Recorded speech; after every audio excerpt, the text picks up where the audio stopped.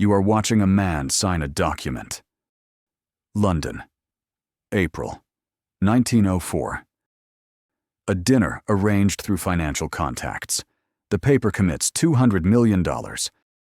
His name is Jacob Schiff, partner at Kuhn, Loeb and Company, one of New York's most influential banking houses. He is American. He is Jewish.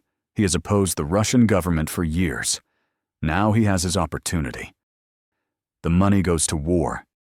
Japan against Russia. Schiff does not command armies.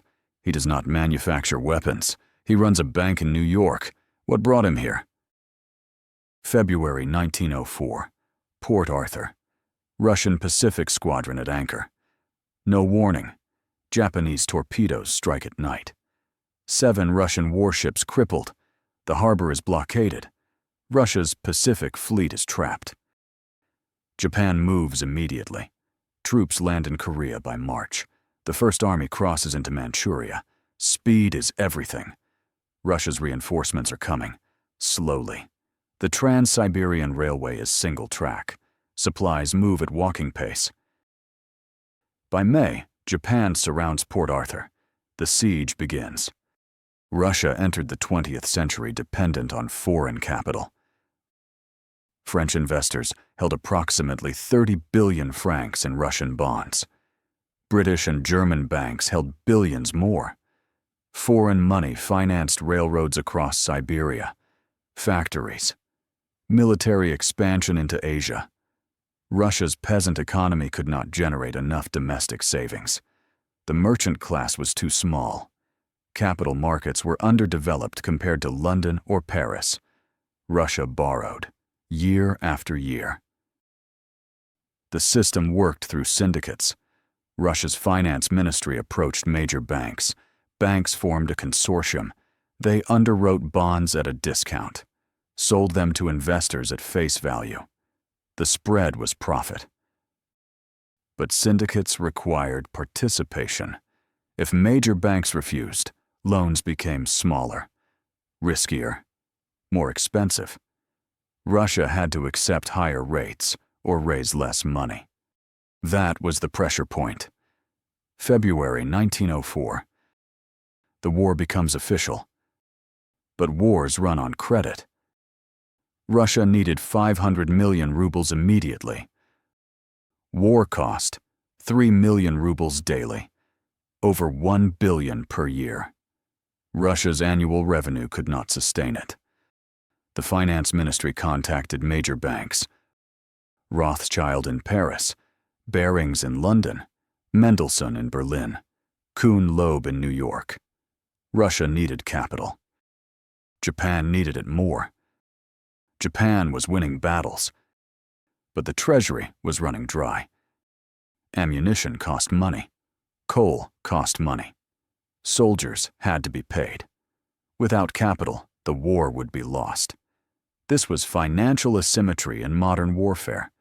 This is when one side can borrow and the other cannot. The mechanism works like this. War requires constant cash flow. Armies need supplies. Fleets need coal.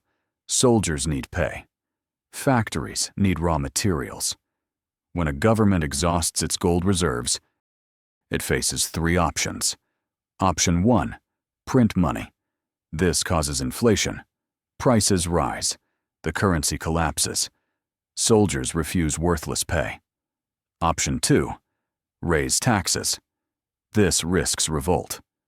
Populations under wartime stress will not tolerate additional burdens. Option 3, borrow from foreign markets. This requires credibility. Investors must believe repayment is possible. In 1904, Japan chose option 3. Russia could not. Why? Russia's economy was already strained. By 1902, the budget showed deficits. Tax revenue had peaked. Foreign investors saw risk everywhere. High interest rates. Uncertain repayment. When war began, credit markets closed to Russia. Japan had something Russia did not. Jacob Schiff. Schiff was senior partner at Kuhn Loeb. The firm had strategic relationships, connections to European banking families, influence over American capital. Russia expected American participation. Schiff refused. Not a polite decline, a deliberate block. He signaled to other American banks that Russian bond syndicates would face his opposition. American capital markets were becoming essential. Schiff controlled a critical access point. Without Kuhn Loeb, American participation weakened. Other banks hesitated. Risk perception increased. This is how the pressure point functioned. When a government needs foreign credit and domestic savings fall short, the syndicate depends on participation. When participation breaks, the syndicate weakens. Smaller syndicates absorb less debt. They demand higher interest rates, stricter terms. Each refusal compounds. If a major bank rejects bonds, investors ask why. Confidence weakens. Risk premiums rise. Higher rates increase costs. Higher costs strain finances. Strained finances raise default risk. Higher risk justifies higher rates. The system punishes mechanically.